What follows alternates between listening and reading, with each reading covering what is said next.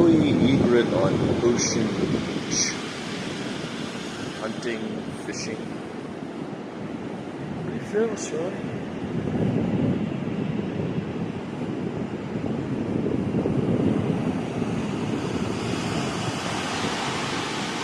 You know, the egret was hunted to near extinction at the end of the 19th century.